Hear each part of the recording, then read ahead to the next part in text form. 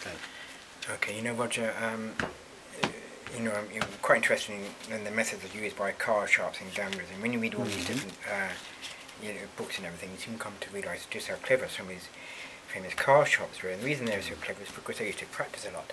Yes. And they would practice using the aces, and what they would do, they would practice estimating the positions of for example, the red aces, and practice cutting to each one of those red aces.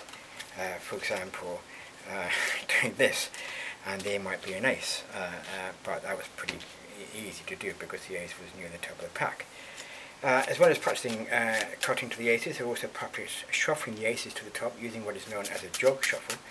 And using a jog shuffle, they would simply cut at the in jog and then get themselves another ace. That would be two aces. Of course, they'd also use do the same thing using a more professional shuffle. And using a more professional shuffle, they would still get themselves an ace on the top and sometimes an ace on the bottom of the pack also. Now, of course, card sharps are famous for being able to deal cards to themselves from the bottom of the pack, and they would practice by having the aces on the bottom of the pack.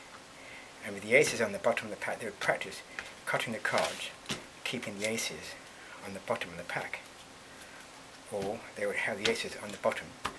Again, practice cutting the cards. The aces would still be on the bottom of the pack. And with the aces on the bottom of the pack, they could then practice dealing themselves the aces to themselves from the bottom of the pack. And in this way, they would get themselves those four cards, the four aces, and they would be the aces.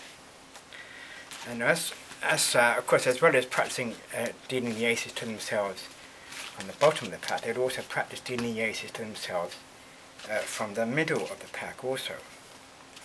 So, and to do that, they would have the aces in separate positions in the middle of the pack, or sometimes all together.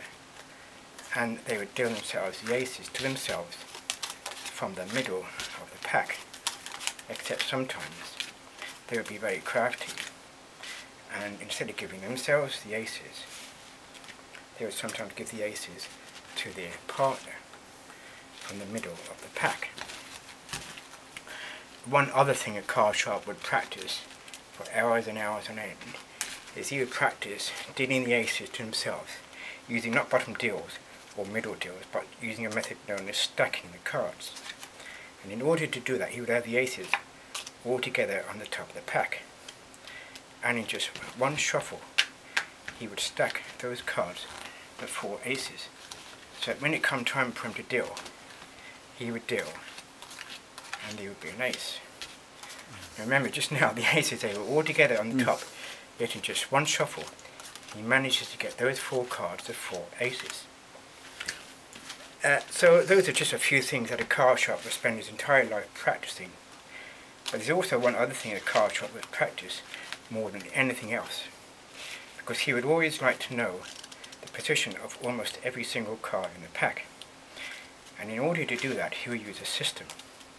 And the simplest system which he would normally use is simply to make sure that on the bottom of the pack is the ace of spades, because he would then know that next is the two of spades, followed by the 3, the 4, the 5, 6, 7, 9, 10, jack, queen, and the king. Of course, there would also be all of the hearts, also in perfect numerical order. There would be the clubs in perfect numerical order, and that is the world famous card sharping system of remembering positions of cards. That's how you do it.